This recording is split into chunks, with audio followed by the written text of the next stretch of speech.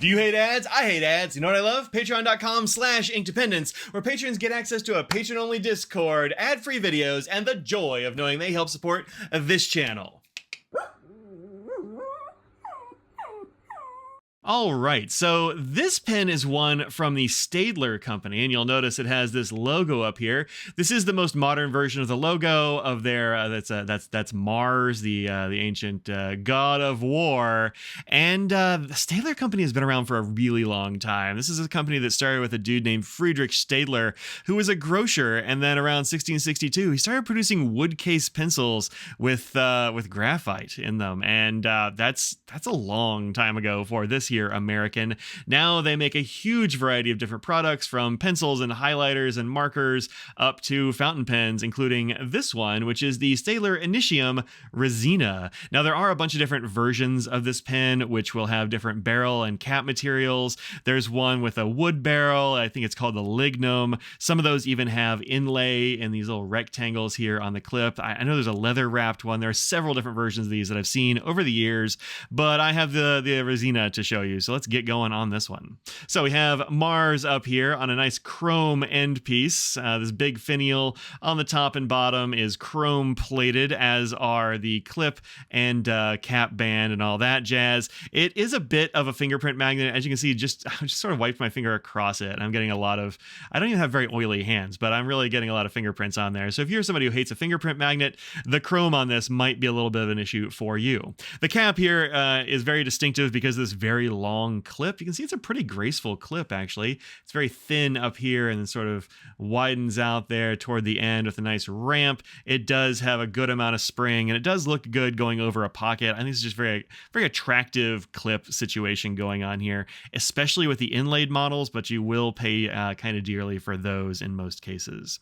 Now, the body of this one and the cap here are all polished resin. On this model, the Resina, see? Then we have sort of, it's not a cap band, it's actually sort of a, I don't know, I guess a belly band or something like that on here, but it does say Staedtler, and it says it's sort of upside down. So when you're looking at the pen this way, all the writing on here is upside down, which is kind of interesting. They mean you to, I guess, read that while you're writing with it, which is kind of an interesting choice. You don't see that very often.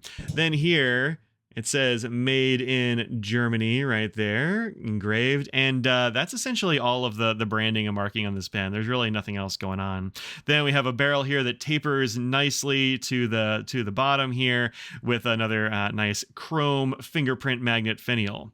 Unscrewing the cap takes like one turn, which is pretty great. There are a lot of threads in there, as you can see, with this cap liner, full cap liner in there. So this does stay wet nicely. It has a good air seal, I would say. You can leave it inked and unused for several days at a time if you need to, with no worry about it drying out. I've done just that. The nibs here are number 5 nibs, and this one is a steel. I think they also make gold nibs, but you don't see a huge number of these in stock usually, and so it's kind of hard to tell what exactly the range is, but check your favorite retailers that might have these Staedtler pens. Up here on the nib, you'll see a little bit of ink on there as well, but a pretty simple nib. I actually really like the design on this nib there with the sort of like cuts in on that line. I think that's pretty cool. And you again have Mars there with his helmet, and you have the fine nib notation.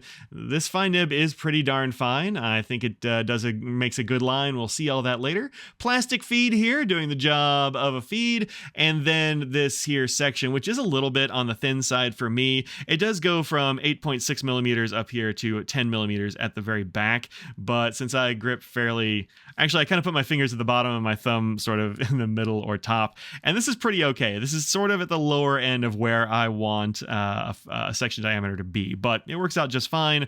The threads are not sharp. You can see here they are nicely flattened off, so if you're a person that happens to hold these very high, it'll be okay. They're not very sharp. There is a little bit of a lip here where the barrel starts, but it's not been bothersome to me at all. Inside here, you'll see the filling system, which is a standard international cartridge or converter arrangement where you just pop a cartridge in the back here if you like, or use the converter to suck ink up and out of a bottle. I actually honestly don't remember if it came with a converter, but I'm gonna say it probably did. This is not branded, so I don't remember. I've had this pen for a while, but seems it just takes any international converter that you have laying around. This is metal. It's got a nice bit of weight here at the front, which is nice because this is extremely light. Actually, if you look in there, you can see there's this bit here, which I think is just silver plastic, and then this is of course polished resin, aka more plastic. So this is extremely lightweight. All of the weight of this pen essentially is going to be at your fingertips, and it's not very heavy. I would say writing weight here, actually I will say it because I measured it, is 16 grams or 0.6 ounces, and that is not bad at all, especially since it's right at your fingers, making it very easy to move the pen. I like that arrangement right there. If you have it at the back, it kind of drags the pen back and it feels heavy, and that's no good. Now, you can post this pen. It does post fairly deeply, which is nice, and I think it looks attractive when you post it, especially if you line the clip up well. There we go. I think it looks fine. It is a little bit back heavy for me, and I have fairly large hands, so unless you like your pen back weighted, you're probably not going to really want to post this, because this finial is pretty heavy, honestly, and when you have it all together like this, it weighs about an ounce. So essentially this cap is like the same weight as this whole pen, right? So there's a lot of weight here in the cap, and I don't think you ought to really post this unless you just need to. Posts well, but it's not great that way. All right, let's go ahead and compare it to a whole bunch of other pens, and then do a little writing sample here. Okay, so here I have it arranged next to a whole bunch of other pens. Over here, start out with the Platinum 3776. That's the Sands of Komodo version. This is the Leonardo Momento Zero, and this is the Hades version here. Then, of course, we have our Staedtler Initium Resina, then the Waldman Extra Vienna, the TWSBI Eco, and the Lamy Safari, because we need that sort of like height that, height comparison that everybody probably has around. This is a very normal sized pen, as you can see here, kind of the same length profile as all of these when it's capped. Let's go ahead and take these caps off and see how they compare. I'll leave this over here for you to peruse while I am speedily taking these caps off. Okay, so here you see, once you take the cap off, it is again still a very normal size pen, slightly shorter than our Eco and our Safari, but right about the same length here as the Platinum 3776, and just a hair shorter than the Leonardo Momento Zero there at 4.88 inches or 124 millimeters for our Staedtler.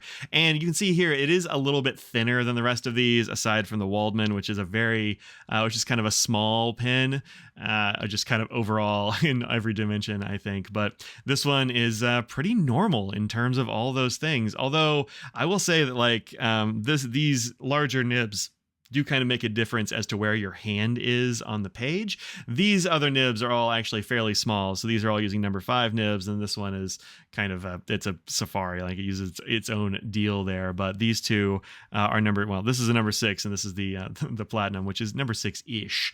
But that will have something to do with where you place your fingers and how close you have to get to the page. So keep that sort of thing in mind when considering buying these pens. All right, let's do a little writing sample with this pen. I have been waving this around for quite a while now, so let's see how it starts up right here.